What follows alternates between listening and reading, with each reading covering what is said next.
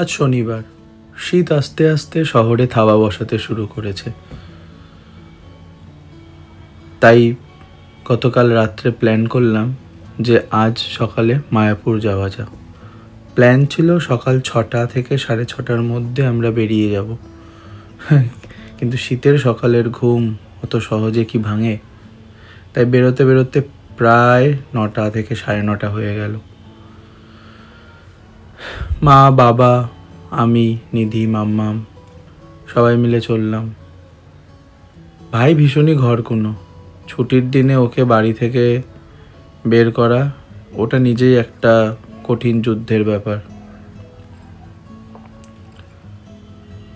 যাই হোক, আস্তে আস্তে যাই। মায়াপুরের মন্দিরে বিয়ের আগে আমার মনে হয় না এত আমি যেতাম। বিয়ের পরে বছরে প্রায় 2-3 বার যাই, থ্যাঙ্কস টু নিধি। তবে এখন কি অদ্ভুত একটা ভালো লাগাও কাজ করে। মায়াপুরে ভগবানের বিগ্রহের সামনে দাঁড়ালে নিজেকে খুব ছোট মনে হয়। মনে হয় কি বিশাল একটা উঁচু একটা জিনিসের সামনে আমি দাঁড়িয়ে আছি, আমি কত ছোট। ভীষণ একটা অন্য অনুভূতি কাজ করে। ঠিক এরকম অনুভূতি আসে যখন দক্ষিণেশ্বরে মা কালীর সামনে দাঁড়াই। এই রাস্তাটাও খুব ভালো করেছে।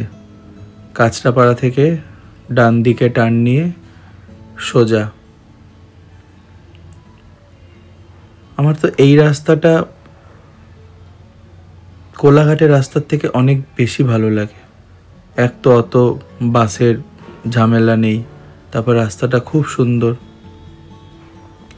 যেতে খুব একটা বেশি সময় লাগে না। আমাদের বাড়ি থেকে মায়াপুর 2 ঘন্টার মধ্যে পৌঁছে যাওয়া যায়। যদিও আমরা ওরকম টানা তো ড্রাইভ করি না, মাঝে মাঝে কোথাও দাঁড়াই। মাম্মামও ছোট, দাঁড়ালাম আবার একটু গেলাম। যদিও মাম্মাম হওয়ার আগে আমরা ম্যাক্সিমাম ট্রেনেই যেতাম। মনে পড়ছে না কখনো গাড়িতে গেছি। একবার মনে হয় অনেকে মিলে প্ল্যান হয়েছিল, সেবার মনে হয় বাসে গেছিলাম। কিন্তু এখন ট্রেনে যাওয়াটা একটু সমস্যার। মাম্মাম খুবই ছোট, তারপর ও বেশি লোক দেখলে একটু ভয়ও পেয়ে যায়। ওর যত গুন্ডাগিরি সব নিজেদের লোকের মধ্যে। তো ধীরে ধীরে ধীরে ধীরে চলছি।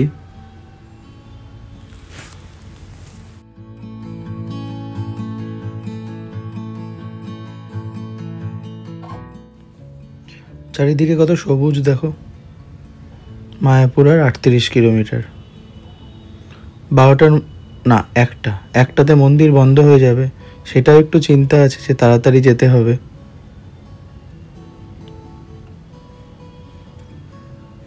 এই দিকটা শান্তিপুর।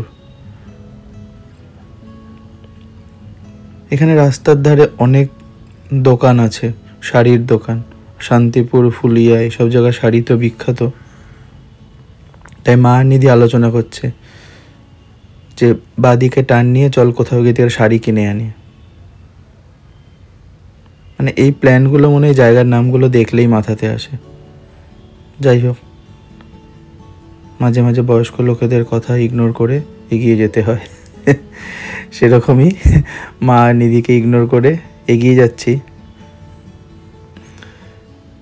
এরকম জায়গায় জায়গায় এরকম ব্যারিকেড দেওয়া থাকে স্পিড ব্রেকারের জন্য। এটাতে একটু সমস্যা হয়, কিন্তু না হলে হয়তো স্পিড কন্ট্রোল করা। এত ভালো রাস্তাটা খুব চাপের।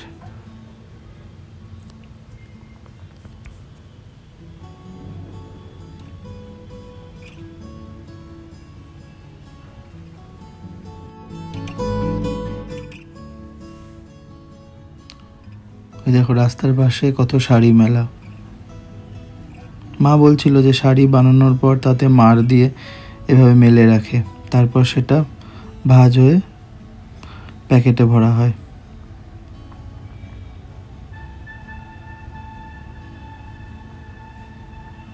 আমার সব থেকে রাস্তার ভাল লাগে যেটা যে এত সবুজ আর এত সুন্দর।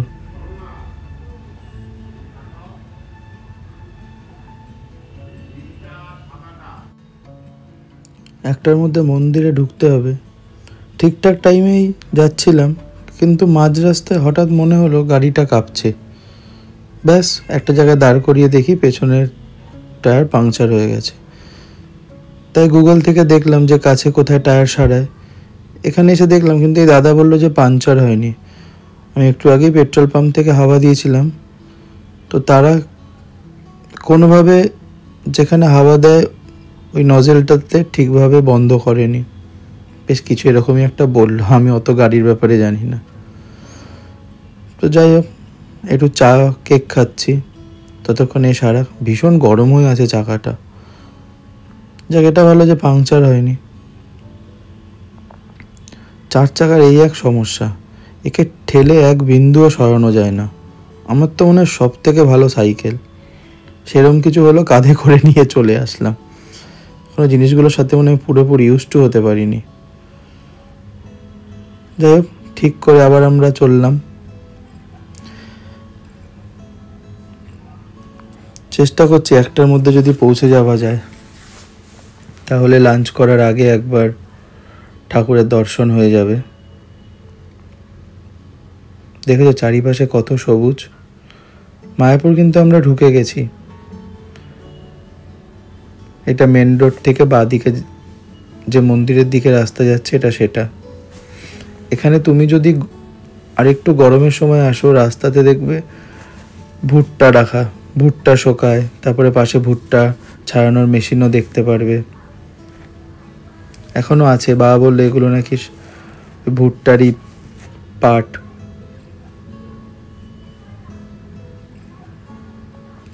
ভেতরের রাস্তাটা একটু সরু, কিন্তু রাস্তা ভালো।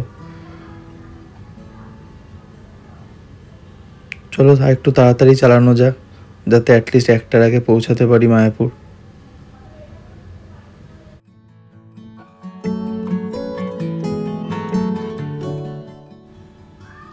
মোটামুটি পৌঁছে গেছি।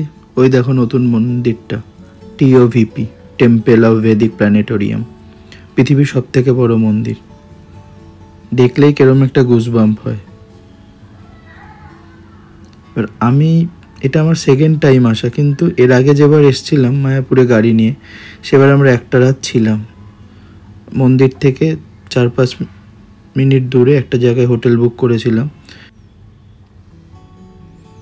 মন্দিরের ভিতর গাড়ি নিয়ে এই প্রথম, তাই দেখে নিলাম যে পার্কিংটা কোন দিকে আছে। বেশ ভালো, যতক্ষণই তুমি রাখো 150 টাকা পার্কিং ফি।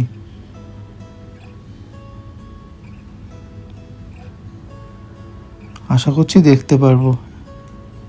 আর 20 মিনিট মতন আছে, তো ছায়া দেখে পার্ক করি।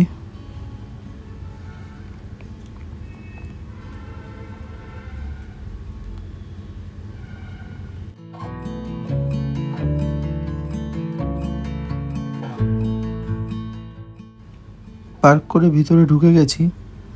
ভেতরে তো ফোন অ্যালাউ না, তো ফোনটা জমা রাখতে যাব, কিন্তু আজ বেশ ভিড় আছে। চলো তাড়াতাড়ি ফোনটা জমা রেখে দর্শন করে নিই।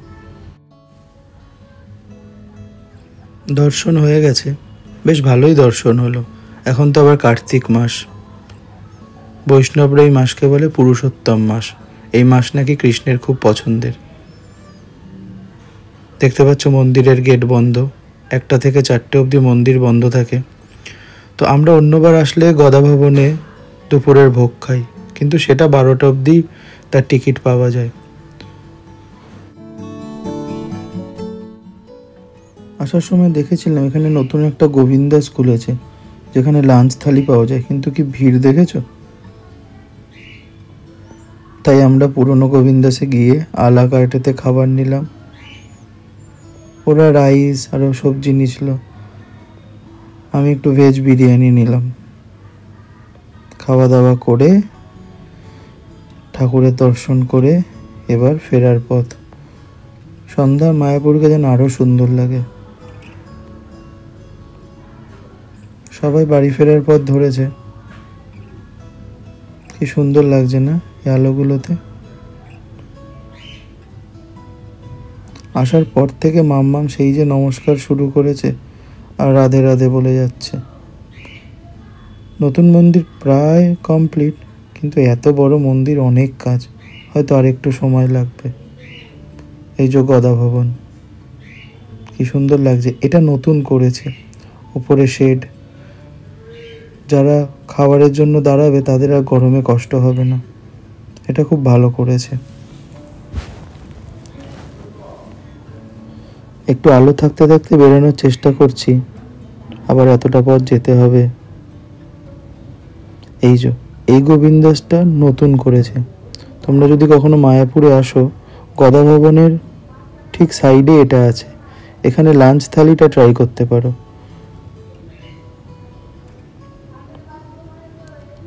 চলো তাহলে যাওয়া যাক আস্তে আস্তে। দেখা হচ্ছে খুব শিগগিরই।